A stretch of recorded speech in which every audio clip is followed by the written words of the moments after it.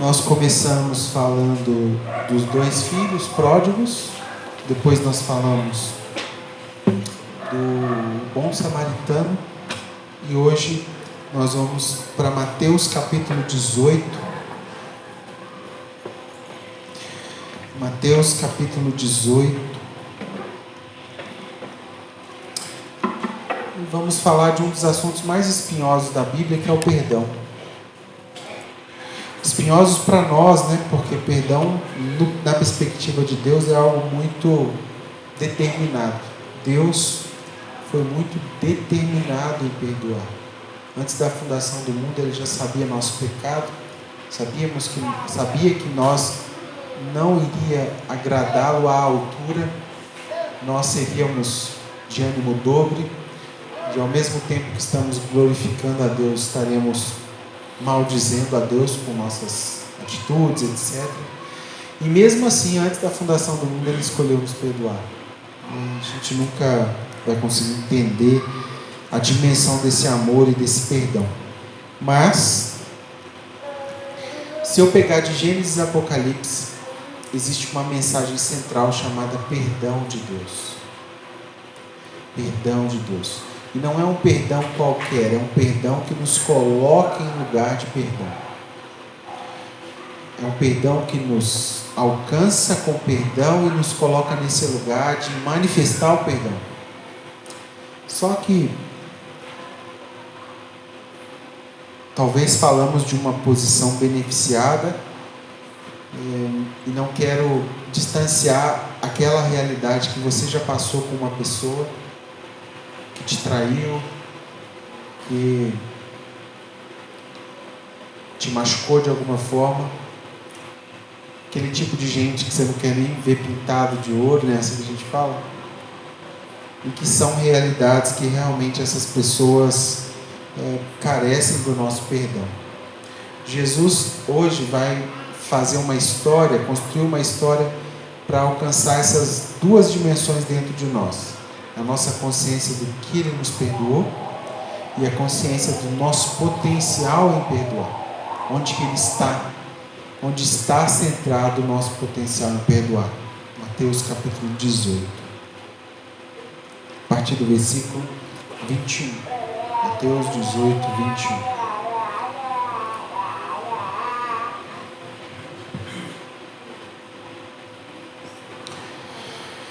Mateus 18, 21 até o 35, fala assim, ó. Então Pedro se aproximou de Jesus e perguntou: Senhor, quantas vezes eu devo perdoar alguém que peca contra mim? 7 vezes? Jesus respondeu: não 7 vezes, mas 70 vezes o 7. Portanto, o reino dos céus pode ser comparado a um senhor que decidiu pôr em dia as contas com os servos que lhe deviam. No decorrer do processo, trouxeram diante dele um servo que lhe devia 60 milhões de moedas. Uma vez que o homem não tinha como pagar, o Senhor ordenou que ele, sua esposa, seus filhos e todos os seus bens fossem vendidos para quitar a dívida. O homem se curvou diante do Senhor e suplicou: por favor, tenha paciência comigo e eu lhe pagarei tudo. O Senhor teve compaixão dele, soltou e perdoou-lhe a dívida. No entanto, quando o servo saiu da presença do Senhor, foi procurar outro servo que trabalhava com ele, que lhe devia 100 moedas de prata. Agarrou-o pelo pescoço e exigiu que ele pagasse de imediato. O servo se curvou diante dele e suplicou: tenha paciência comigo e eu pagarei tudo. Mas o credor, porém, não estava disposto a esperar, mandou que o homem fosse lançado na prisão até que tivesse pago toda a dívida. Quando outros servos, companheiros dele, viram isso, ficaram muito tristes. Foram ao Senhor e lhe contaram tudo o que havia acontecido. Então o Senhor chamou o homem cuja dívida ele havia perdoado e disse: servo mau, eu perdoei a sua imensa dívida, porque você me implorou. Acaso não devia ter misericórdia de seu companheiro, como tive misericórdia de você, e irado o Senhor mandou o homem à prisão para ser torturado até que lhe pagasse toda a dívida. Assim também meu Pai Celestial fará com vocês, caso se recusem a perdoar de coração a seus irmãos. Alex, pega um pouquinho de água para mim, por favor. Irmãos, aqui está aquela fatídica história de 2 pesos e 2 medidas.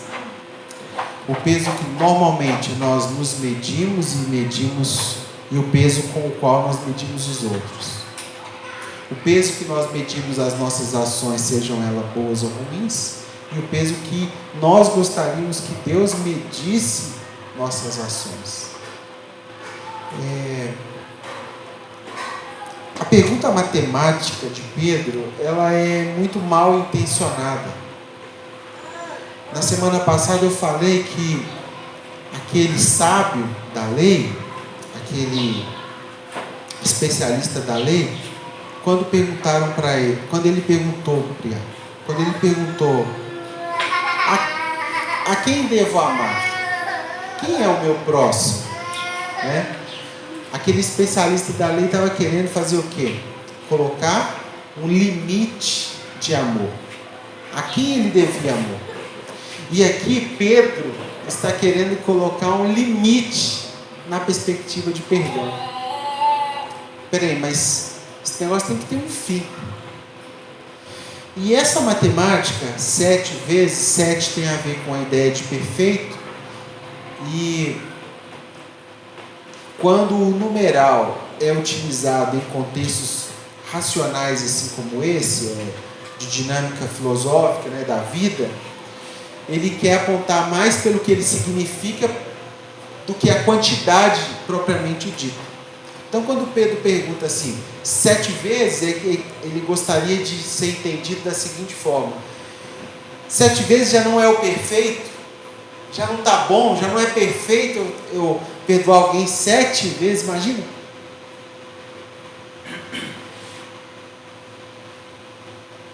Imagina o esposo perdoando a esposa 7 adultérios, já não é muito perdão? E aí Jesus fala, não, multiplica o que você acha perfeito por 70. E essa conjunção de multiplicação aponta para algo que não tem fim. 7 vezes 70, matemática, me ajuda aí? 149? 7 vezes 7, 40, como é que é? 490, isso. 490 vezes perdoar uma mesma pessoa, não é que é... Se você começar a contar isso, você nunca teria paciência para chegar lá. É mais ou menos isso que ele quer dizer. É algo sem fim. Mas parece que Pedro não entendeu e ele entra numa perspectiva de exemplo, de parábola, de história, para contextualizar o que ele gostaria. Bom, Pedro propõe uma resposta de Jesus com um número matemático. E Jesus o responde com um número generoso e infinito. É como se Jesus estivesse falando, olha, eu quero provocar um contraste em como você pensa na sua matemática de perdão. Causa e efeito, como é que chama? 2 pesos, 2 medidas, como eu disse, né? A forma como nós nos tratamos, somos tratados por Deus e tratamos quem nos ofende. Mais ou menos isso que Jesus está tentando aqui. O contexto é uma ofensa e dívida, que são símbolos que expressam a situação negativa do homem diante de Deus. Todo homem se apresenta diante de Deus vestido de ofensa e de dívida. Por mais bonzinho que você possa tentar ser, pelo pecado original, pela essência de Adão e pela natureza pecaminosa que grita dentro de você, a sua roupa é ofensa e dívida. Por mais santo que você possa estar, por mais consagrado que você possa estar, por mais em jejum, oração, etc., a roupa de baixo, diante de Deus, continua sendo ofensa e dívida. A única pessoa que pode te cobrir com a roupa dele e sobrepor essa ofensa e dívida é a roupa de Jesus. É quando você está em Cristo, aí sim você é nova criatura. É como se ele pegasse as vestes dele e colocasse em você, e você pudesse ser apresentado diante de Deus.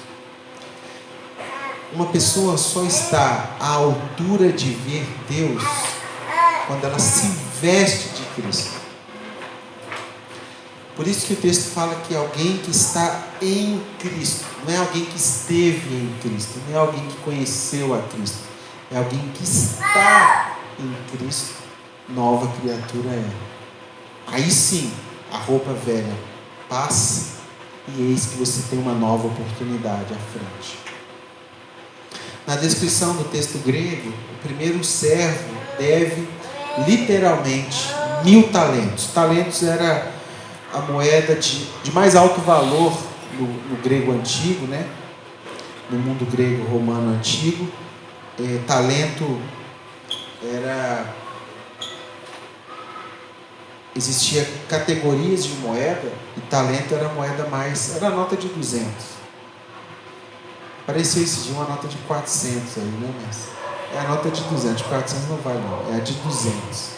Naquela época era essa moeda.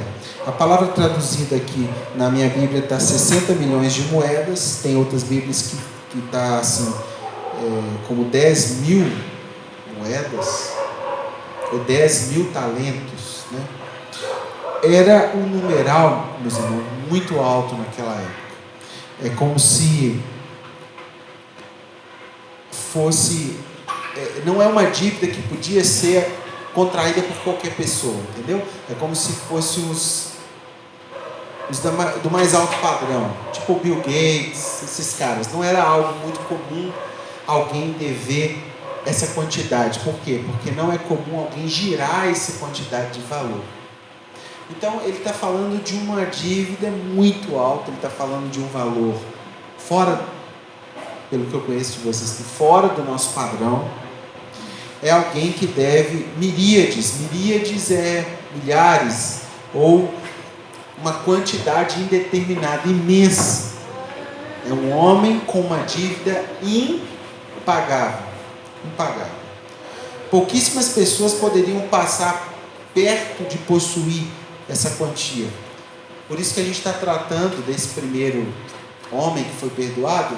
É um homem de muitas posses, um homem com muito valor na mão. Não distante, Jesus aproxima o diálogo de nós com o registro do segundo servo. Então o primeiro servo é um homem rico que quebrou, está devendo na praça algo que ele teria que vender, o que não tem valor estimado, né, para tentar pagar, e mesmo assim não ia conseguir. O segundo servo, aí Jesus se aproxima de nós, porque é aquele que deve centenas, ou seja, menos do que milhares. Centenas é são 100 e poucos talentos. É algo que eu e você conseguiria conquistar naquela época. Com esse segundo servo, ele está querendo dizer assim, alguém que deve uns $200 mil, uns 150 mil reais. Então ele está falando com a gente, ele está querendo nos alcançar e nos incluir nesse diálogo. O segundo valor, ele tem um significado, ele é significativo, contudo ele é ridiculamente menor em comparação com o que devia o primeiro. O que devia o primeiro servo, é uma dívida de milhões e milhões de dólares. O segundo deve alguns centenas de dólares, $200, $300, coisas assim. E esse bloco que a gente acabou de ler, ele tem por interesse, o interesse de Deus é nos confrontar exatamente com essa realidade com a qual muitas vezes tratamos os nossos devedores. Tratamos aqueles que nos fazem mal, tratamos aqueles que estão nos devendo umas poucas centenas de moedas. Primeira lição que eu tiro desse texto, está aqui no versículo 23 até o 27, é a respeito da graça descomunal do rei em perdoar uma dívida impagável. O texto ele começa de forma aterrorizante, falando que chegou um dia que o rei decidiu pôr a conta em dia, ou fazer as contas. Na minha Bíblia fala, pôr em dia as contas com os seus servos. Difícil pensar nisso. Chegará um dia que o Senhor se apresentará a nós e vai pôr em dia as nossas contas. Claro que isso é um discurso que esvazia tempo, no sentido de todos nós prestaremos contas. Mas aqui não é nós que vamos chegar e apresentar alguma coisa. Está falando que o rei decidiu por um dia colocar as contas na mesa. Está claro que o rei, o Senhor, ele tinha por predisposição cancelar a dívida. Por quê? Porque era uma dívida impagável. Era uma dívida que, se ele cobrasse aquele homem, mesmo naquela época havia uma cultura de escravidão, então ele fala, olha, venda esse homem, a sua esposa, os seus filhos e tente arrecadar o dinheiro para pagar a dívida dele. Então havia essa ideia de escravidão ainda muito introjetada na cultura, mas mesmo que ele fizesse isso, ainda ficaria um saldo a pagar. Então imagina, quanto vale você, quanto vale seu filho? É um valor inestimável. Ainda assim a dívida desse homem era maior. É isso que ele quer dizer. O fato é que esse rei quis acertar as contas, e isso nos remete a um lugar de encontro, um lugar de face a face com Deus. Um homem que pensa nesse dia do face a face, pensa melhor no dia presente. O homem que pensa melhor no dia do face a face com Deus, pensa melhor no dia presente. Será que nós somos conscientes do tamanho da nossa dívida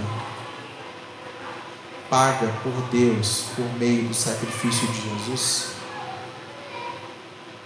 Quando nós temos essa energia de impor sobre as pessoas um pagamento, ou de virar a cara para alguém, ou de ser taxativo e agressivo, será que nós consultamos a caderneta pela qual Deus cancelou a cédula, a nota promissória que nós tínhamos de dívida? O quanto o perdão de Deus impacta o nosso dia a dia com a relação com o nosso próximo? O quanto da consciência do que Deus nos perdoou nos coloca nesse lugar de perdoar o outro? A gente tem a audácia de dizer a oração do Pai Nosso constantemente. Perdoa as nossas dívidas, assim como eu tenho perdoado os meus devedores.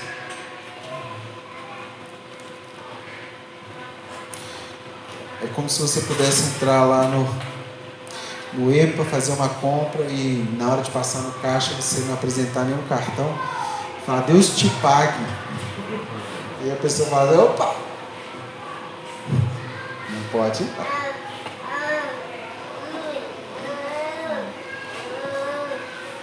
Irmãos, há uma graça que está emanando, né? Que está sendo derramada sobre nós todo dia. Essa graça de Deus possibilita mais um dia de vida. É como se essa graça sufocasse a possibilidade de Deus manifestar a ira e o juízo devido mediante a minha imagem e a sua. E isso só pode ser possível porque Jesus nos abraça com a roupa dele. Eu, por mim mesmo, nunca conseguiria ter postura pessoal e me apresentar diante de Deus. O melhor que eu tentasse ser, eu dependo de uma graça descomunal de Deus mediante o sacrifício de Jesus na cruz. A minha provocação nesse primeiro tópico é o quanto nós estamos banalizando isso. O quão sério é e o quão gracioso, o quão bonito é experimentar da graça de Deus. Mas não é, como o apóstolo Paulo fala, para utilizar dessa graça e pecar mais, para que tenhamos mais graça sobre nós. Não faz sentido. É um sinal que você não entendeu essa graça. Graça, que no português não fica bom, mas graça essa que não foi de graça. Ou foi? Não foi. Então, o primeiro tópico que eu coloquei aqui para a gente como lição é: perceba uma graça descomunal do Rei sobre eu, sobre mim, sobre você, vindo sobre nós todos os dias, mediante Jesus Cristo. Você percebendo isso, te coloca nesse lugar de observação do segundo servo. O primeiro servo, nós, uma dívida impagável, um pecado horrível,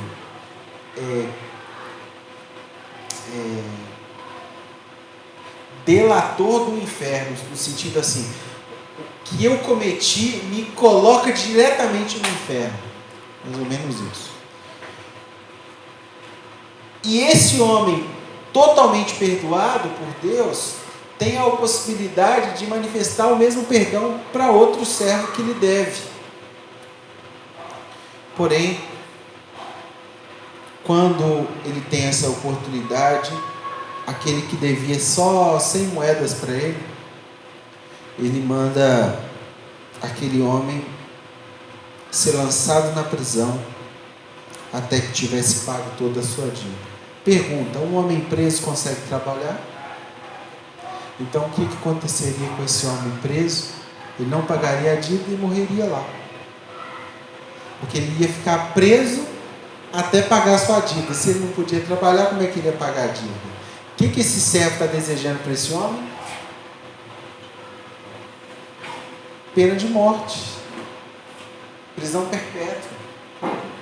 Então olha bem, alguém que experimentou de tamanha misericórdia, acabou de experimentar essa misericórdia, deseja o mal, deseja matar, deseja prender.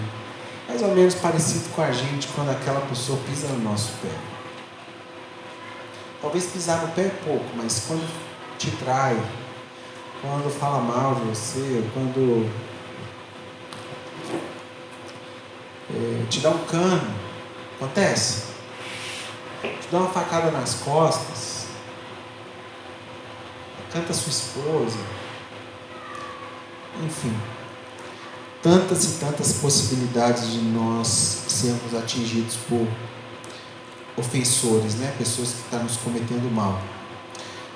O rei, ele tinha perdoado uma dívida enorme e impagável. O servo tinha acabado de receber o perdão da dívida. E mesmo assim, é obstinado em lançar o seu credor, o outro credor, na prisão. Não é de se admirar, no versículo 31 fala que os servos daquele credor, os conservos desse segundo servo ficaram aterrorizados com a atitude do seu patrão. Mas ele acabou de receber misericórdia e está manifestando juízo. A palavra utilizada aqui por esses companheiros desse servo, segundo servo, é ultrajados. Eles ficaram envergonhados pelo seu patrão, que tinha acabado de receber tamanho perdão e agora não estava disposto a manifestar perdão. E por que eu estou contando essa história? Porque nós somos muitas vezes obstinados em 2 pesos e 2 medidas. Sim ou não? Tem alguém aí? Sim. Somos obstinados a agir. Diante de Deus não está aqui para me cobrar, né? Eu quero experimentar o perdão de Deus, mas me deve observar. É o agiota que gosta de colecionar armas. Deve ele para o seu vida. Mas o que ele vai fazer? Para nós é misericórdia. Para o outro, juízo. Gente, a gente precisa vencer esse mal. Porque isso não é o modo operante de Deus. E pior, esse rei, ao ficar sabendo da atitude desse primeiro servo, que esse rei perdoou, mas esse servo não perdoou o seu credor, ele tem uma segunda ação. Já que você não experimentou misericórdia, já que você não valorizou a graça mediante misericórdia, você vai experimentar o meu juízo mediante a ira. Já que você, nessa história de vida que você teve aqui na terra, que teve a oportunidade de aprender comigo, a ver da minha misericórdia, manifestar a misericórdia, você não conseguiu. Agora você experimenta da minha ira mediante juízo, do meu juízo mediante ira. David, mas Deus, ele não é misericórdia? Claro que ele é. Mas o trono de Deus, Apocalipse vai dizer que ele é sustentado por 2 pilastras de igual tamanho: justiça e misericórdia. O Salmo 86:5 fala que Deus é bom, ele é pronto a perdoar, cheio de amor e é aberto, é de peito aberto para todos os que o buscam de verdade. Salmo 112 fala que a luz, quando brilha na escuridão do justo, faz com que esse justo se torne compassivo, misericordioso e inteiro. Agora, o contrário disso é uma realidade que nos coloca no terrível destino que aguarda aquele que não sabe perdoar. Imagine você experimentando da graça de Deus, para você, misericórdia, como o Bruno falou, e tratando todo mundo só com juízo, com ira. Aí imagina você chegando diante da face de Deus. Imagina a matemática de Deus. Vem cá. Você experimentou do meu perdão, batizou, cristão, e passou uma vida inteira julgando as pessoas com ira, desejando a morte. Porque quando a gente não perdoa, normalmente tem mais coisas envolvidas, sim ou não? Não, essa pessoa não é que eu só não gosto dela, eu desejo, aí começa. O trem é maior, o buraco é mais embaixo. A gente não só limita a potencialidade de perdoar, mas a gente começa, sim ou não? Não, isso aí tem que morrer. Não, isso aí tem que pagar caro. E não quer dizer que essa pessoa não tem que morrer ou que tem que pagar. A questão é que você não está no direito de fazer juízo. Porque diante de Deus você é tão ofensor do que aquela pessoa. A grande diferença é que você experimentou do perdão mediante misericórdia e ela ainda não. E você só é um pouquinho melhor do que aquela pessoa, um pouquinho só, porque você, mediante perdão e misericórdia, está trilhando um caminho de discipulado com Jesus, que é o que chamamos de conversão de caminho. Eu ia para lá, agora eu vou para lá. Minha atitude era vingança. Agora, por ser cristão, eu sou misericordioso. Se você não tivesse experimentado perdão mediante misericórdia em Jesus, sua atitude seria a mesma. Traduzindo, qual a diferença entre você e Judas Iscariotes?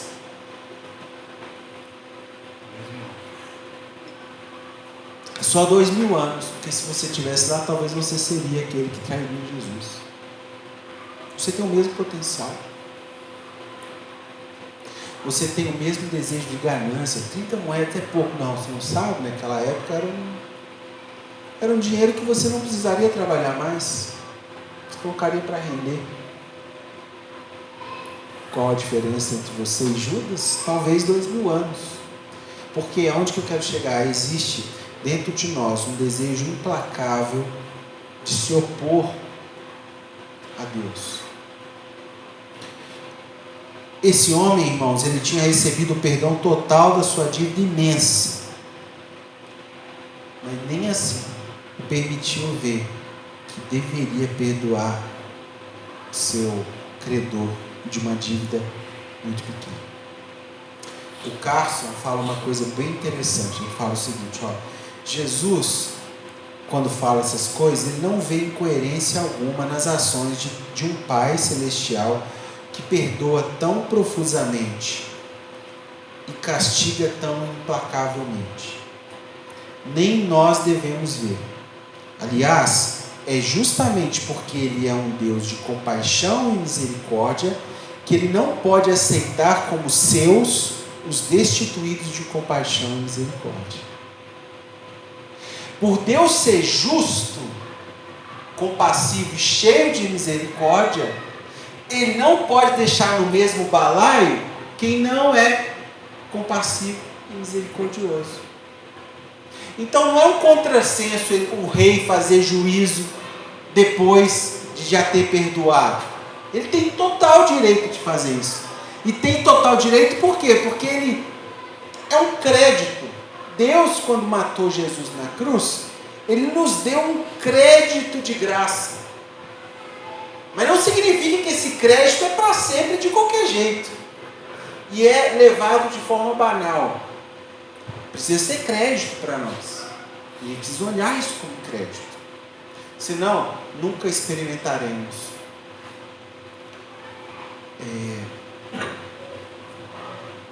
de fato da compaixão e misericórdia. David está falando que é possível perder a salvação? Bom, é uma resposta complexa. O calvinista vai falar que se você perde, é porque você nunca teve. Eu diria que você não pode perder aquilo que você não tem. E salvação é uma coisa sua, é uma coisa que Deus tem. E se é Ele que tem, como eu posso saber que ela é minha? Se é dele?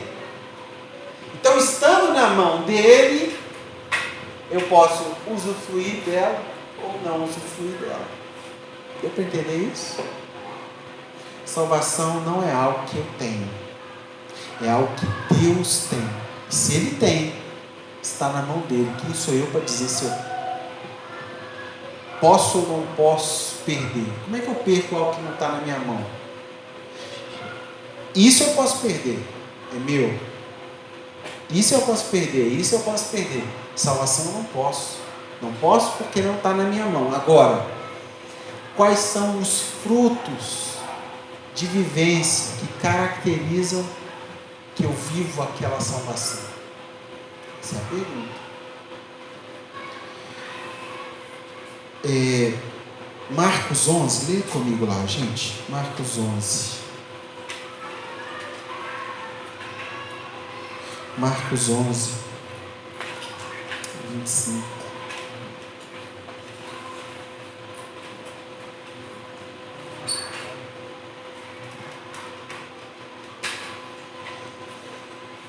Quando estiverem orando, Marcos 11, 25. Quando estiverem orando, se tiverem alguma coisa contra alguém, perdoem-no, para que seu Pai no céu também perdoe os seus pecados.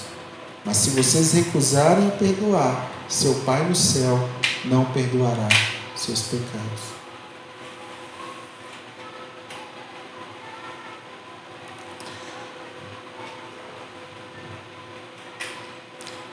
Eu gosto de pensar em oração como um lugar de oração, não um ato. Então, oração é um lugar, é um estado que você entra. Por isso que Mateus vai falar entra no seu quarto, fecha a porta, a ideia de caracterizar isso, né? Mas entra num lugar dentro de você, onde você fala com produtividade diante de Deus. Não religiosidade. Um lugar onde você primeiro passa por um saguão que analisa você. Sim ou não? Quem aqui está no ato? Não, aqui ninguém que peca, eu não podia dar esse exemplo. Mas supondo que você pecasse em algum momento, e no ato do pecado te dá uma vontade imensa de orar. Acontece isso? Ou o contrário? Te dá uma repulsa de Deus e uma vontade de enfiar a cabeça. Como é que chama aquele animal que faz um buraquinho e fica só com a cabeça assim lá de baixo? Avestruz. O resto, Deus está vendo tudo, né? Mas você quer achar um buraco para pôr sua cabeça, porque você sabe que aquele que você está cometendo naquele momento desagrada a Deus. Sim ou não? O que é oração? Oração é o avestruz que tira a cabeça do buraco e se apresenta mediante seu erro. É o avestruz que se mostra. Qual que é o perigo? O perigo é o avestruz tirar a cabeça e fingir que nada aconteceu. E o problema é que muitas vezes as nossas orações são assim. A gente está com tanto de problema, com tanto de gente, e tira a cabeça do buraco como se não tivesse problema com ninguém. E se apresenta diante de Deus. E Deus, quando você orar, se tiver alguma coisa contra alguém, perdoe primeiro. É mais ou menos o seguinte: para você se chegar até mim, só há uma estrada que eu fiz até você, chamada perdão. Se não há caminhada por essa estrada até mim, você não vai chegar até mim. Por isso, irmãos, tem tanta gente doente, coração, sabe aquela raiz de amargura? Qualquer coisa incomoda, qualquer coisa contra elas, qualquer coisa, elas acham que o fulano está fazendo isso para me atingir. Sabe aquela pessoa que tudo é contra ela? Porque, na verdade, ela está num lugar de reação. Não é de vida, é de reação. Ela é uma sobrevivente, querendo atingir. Como é que chama aquele filme lá?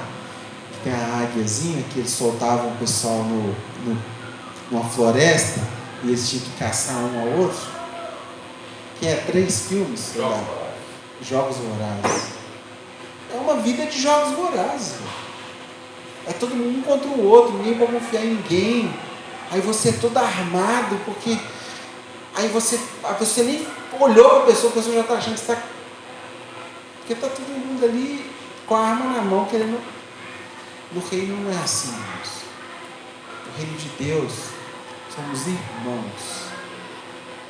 E irmãos não fazem isso. Mateus 6, 14. Deus está falando aí?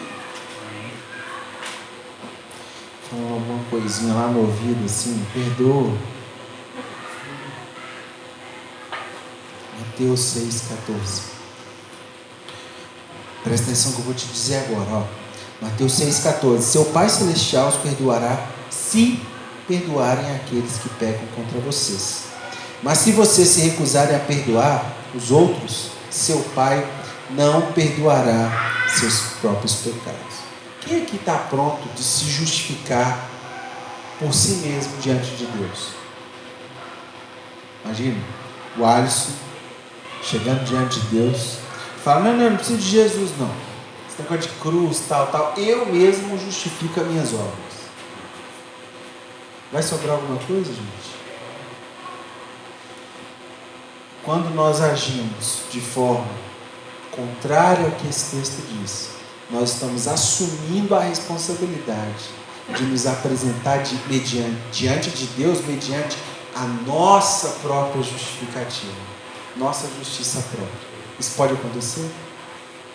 Bom, você pode arriscar, mas a chance de você morrer fulminado antes de você chegar perto de Deus é muito grande.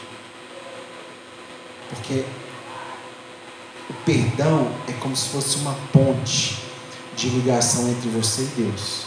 E quando você não perdoa alguém, você quebra essa ponte e passa a buscar Deus por outro caminho mediante sua própria justificativa. Concluindo, supondo que a gente está numa arena, na arena do perdão. De um lado tem a graça descomunal de Deus em nos perdoar. E do outro tem a dureza do coração daquele servo em não perdoar. De que lado você colocaria a sua cadeira hoje? E eu faço essa pergunta, irmãos, para propor para vocês rasgar a cadernetinha, sabe? De crédito e débito. A gente ama essas cadernetas. Aquela cadernetinha que você anota assim: Bruno, positivo. Ah, fez isso. Negativo, isso. Fulano, ciclano, beltrano. Se Deus tivesse uma caderneta e anotasse as suas ações,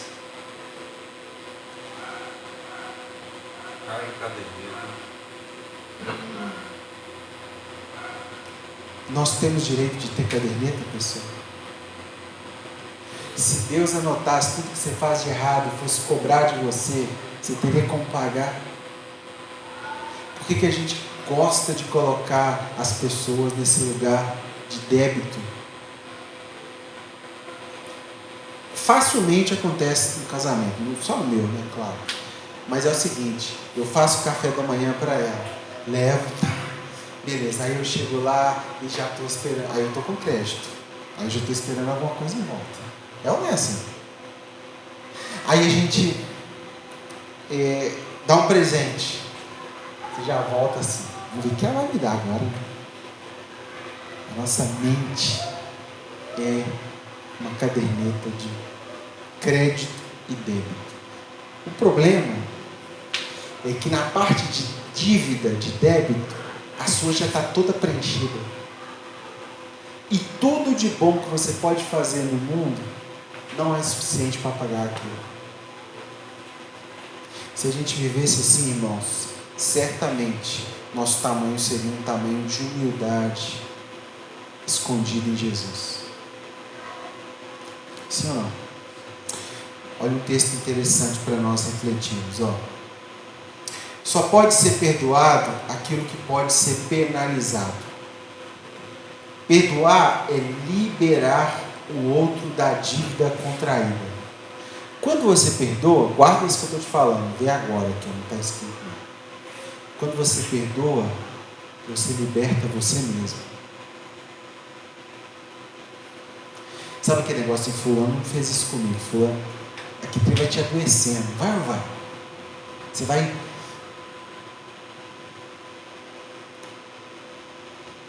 O texto está falando o seguinte: só pode ser perdoado quem é penalizado. E penalizado com uma pena de ter causado um dano que é algo impagável. Então, já viu aquelas histórias dos pais que encontram com o assassino da filha? E aí, num esforço descomunal, eu te perdoo. Aquele ato não quer dizer que a conta está paga no sentido para eles pessoal. Aquele ato quer dizer o seguinte: eu quero te arrancar, opressor, de dentro de mim, eu não quero mais te carregar aqui dentro. O problema é que quando a gente não perdoa, a gente continua amarrando aquela pessoa na gente, sim ou não? E a gente Para onde a gente vai, onde a gente vive, a gente arrasta aquela pessoa como débito, como se a gente tivesse um cachorrinho amarrado na gente. E muitas vezes esse cachorro está puxando para lá, muitas vezes ele vem cá e morde o meu pé. Tem que estar sempre lembrando dele. Então quando a gente perdoa, a gente primeiro libera a gente mesmo. A gente só pode perdoar algo que é irreparável, porque o ofensor não tem condições de reparar. Um assassino que matou seu filho, sua filha, ele tem como reparar isso? Não tem. Posso perdoar, portanto, a dívida que você contraiu para comigo em razão de algo que você fez ou deixou de fazer. E ao perdoar, eu te desobrigo de me ressarcir o dano. Mas eu não posso perdoar a pessoa que você é. O que é isso? Você vai perdoar aquela pessoa, o assassino da sua filha, mas não significa que você vai conviver com ele com possibilidades dele matar outro. Você perdoa o dano, mas você se opõe àquela pessoa. Se opõe no sentido de ou você muda, nasce de novo, ou não tem como eu ter a mesma relação. Não existe débito, mas não existe contato mais. Acabou. E aí que está um problema.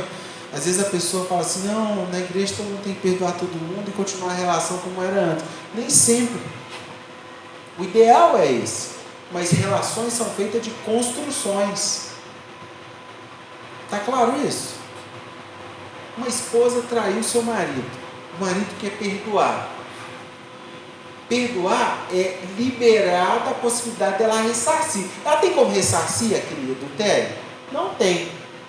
Ele perdoa, mas significa que ele deve continuar casado? Tem obrigação disso? Não, biblicamente ele tem a opção de continuar ou não casado. Deu para entender? Porque se ele escolher não continuar casado, não quer dizer que ele não perdoou. Ele perdoou o dano.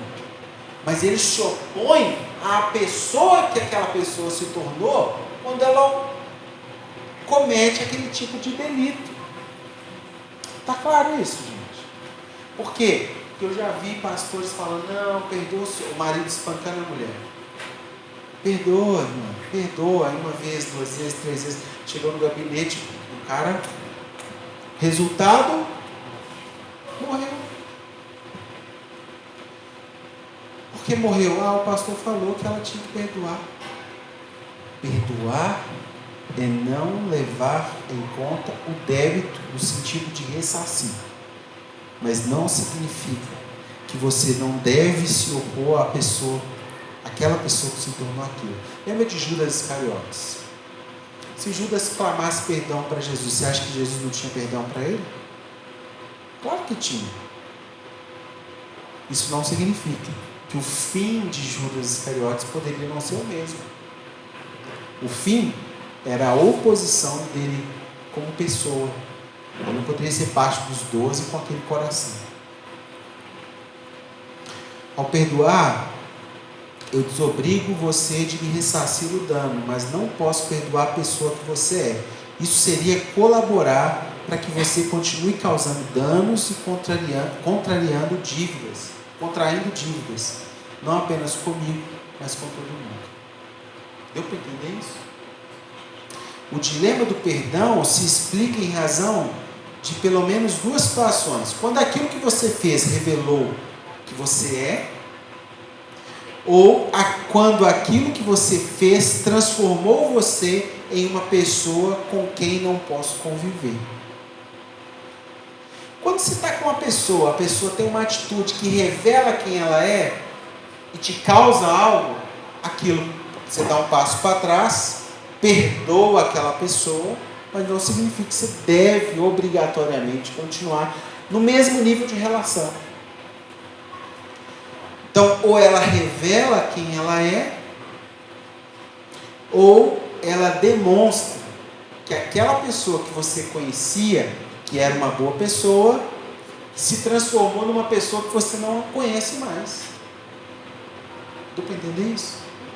Ela era uma boa pessoa, mas ela se transformou numa pessoa que eu não conheço mais. Não significa que a mesma consideração que eu tinha com aquela pessoa, agora eu tenho com essa pessoa, porque são duas pessoas, mesmo sendo na mesma pessoa.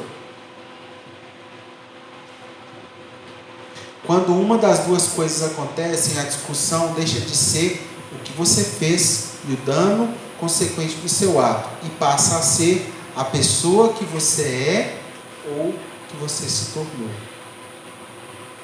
O perdão de Deus implica na transformação da pessoa perdoada. O Bruno cometeu algo, eu perdoo. Para mim continuar a relação no mesmo nível, eu dependo da transformação dele. Deu para entender isso? Eu não quero que ele me pague nada, tá zero, mas não significa que ele tem o mesmo crédito, que ele tem o mesmo acesso. Eu dependo da transformação dele mediante aquela pessoa que eu imaginei que ele era. Tá claro? E não apenas a desobrigação da dívida. Foi por isso que na parábola contada por Jesus, o credor incompassível teve cancelado o perdão que havia recebido. Jesus estava dizendo mais ou menos o seguinte: eu estou disposto a perdoar aquela dívida imensa, mas não posso ser conivente com a pessoa que você quer ser. Isso é muito legal. Crente, cristão, não é o bobo da corte. Todo mundo dá na cara. Não, Jesus nunca foi isso. Jesus foi um homem perdoador, misericordioso, gracioso. Mas Jesus deixou muitas boas lições de juízo, de justiça, de ira vindoura, de legitimidade. Qual que é o meu desafio hoje? Nessa arena, você está do lado da graça descomunal de Deus e manifesta graça, ou você chegou aqui armado até os dentes, com tanto de gente amarrada a você que está te devendo? Sugestão: se liberte dessas pessoas. Libere elas. Continue convivendo da mesma forma com elas? Depende. Elas são a mesma pessoa? No sentido de, elas são aquela pessoa que cometeu aquele delito? Ou ela já mudou? Não mudou. Não tem frutos dignos de arrependimento, que demonstra seu arrependimento. Se oponha à pessoa que ela é. Até porque ela precisa saber que há um ponto que contraria a concordância que ser daquele jeito. Está claro, gente? Mas não guarde o perdão para que não se afaste você de Deus, né? Deus me livre de passar por esses episódios, de perdoar um assassino de um filho. Deus que nos livre disso. Mas só Deus sabe os credores que eu já coloquei na minha caderneta. Só Deus sabe. Aqueles que em algum momento me causou dano. E a gente gosta de, né? Deus, a gente até ora, né? Faça seu juízo, faça sua justiça, Deus. Hã?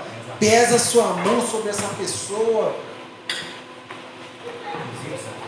Uma das evidências que eu tento ver em mim, se eu perdoei, é se eu consigo orar pela salvação do Deus. Isso. E me alegrar com isso. Isso, se essa pessoa merece salvação. Porque quando a gente está com um sentimento muito volátil de desejar o mal, a gente não deseja que aquela pessoa esteja no mesmo lugar que você estará eternamente. Não é? Tipo assim, Deus, faça a justiça sobre fulano, já perdoei ele. Aí Deus chega e fala assim: beleza, vou perdoar ele então e a gente vai morar eternamente juntos. Ele: não, no mesmo lugar não, ele vai estar lá? Não vou. Não é assim que a gente faz? Fulano vai? Não, se ele for, não vou não. Perdoou nada. está amarrado nos sentimentos. Não significa que você deve se relacionar com aquela pessoa como se ela não tivesse cometido nada. Ela cometeu. O que ela fez é impagável. Só Deus pode pagar. E a sua relação depende da pessoa que ela é. Se ela já foi transformada, que você como cristão lute para reconstruir. Se ela não foi transformada, se oponha à pessoa que ela está sendo. Literalmente, se opõe. Manifestou frutos de arrependimento? Dê uma nova oportunidade. Seja compassivo. Não manifestou? Se opõe.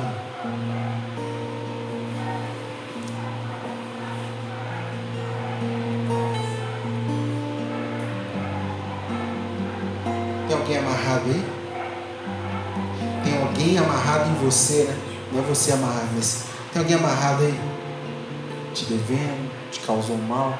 Hoje é dia da gente sair daqui mais leve. Parar de desejar o mal. Perdoar essas pessoas. Vamos experimentar da graça de Deus. Vamos orar? Pai, obrigado por essa manhã, por essa reflexão.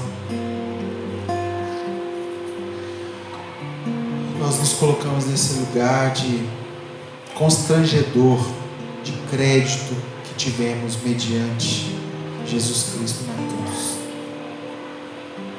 É impossível para nós esquecer as cenas daquele homem judeu com 33 anos de idade, jovem, tendo uma vida inteira pela frente. Mas quando foi provado, ele aprendeu a obediência pelas coisas que sofreu. Tinha esse lugar de ser Deus. Em determinado momento escolheu descer aqui. Escolheu trocar de lugar com a gente. Porque a gente estava devendo muito, uma dívida muito alta. E não só trocar de lugar com a gente, ele escolheu servir a gente. E hoje, essa manhã, nós nos encontramos como alvos desse amor, alvos desse homem chamado Jesus. E isso não nos deixa ser altivos, arrogantes. Isso nos coloca no exato tamanho que nós devemos ter, mediante os nossos credores. Pai, nós colocamos diante do Senhor os nossos ofensores, aqueles que nos cometeram mal, que têm dívida conosco, que contrariaram dívidas para conosco. Colocamos diante do Senhor.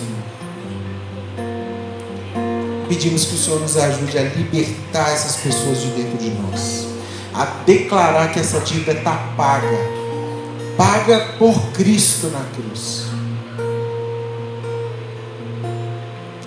E Pai, nós pedimos mais, pedimos a transformação dessas pessoas que nos cometeram mal. O maior castigo que essa pessoa pode ter, o maior juízo que ela pode ter é o encontro contigo.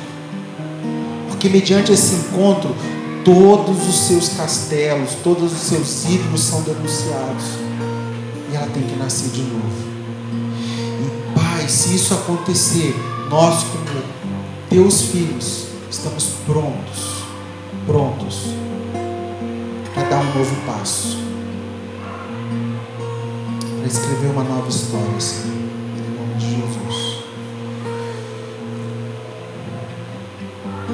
Mantenha essa ponte entre nós e o Senhor bem firme. E nos ajude a orar o Pai Nosso com verdade. Toda vez que dissermos, perdoe os nossos pecados, como temos perdoado os nossos devedores. Nos ajude a viver o Pai Nosso em verdade, Senhor. Em nome de Jesus. Amém? Valeu? Fez pensar uma coisinha? Irmãos, essa semana é a cirurgia do Bruno. É isso? Quarta? Amanhã?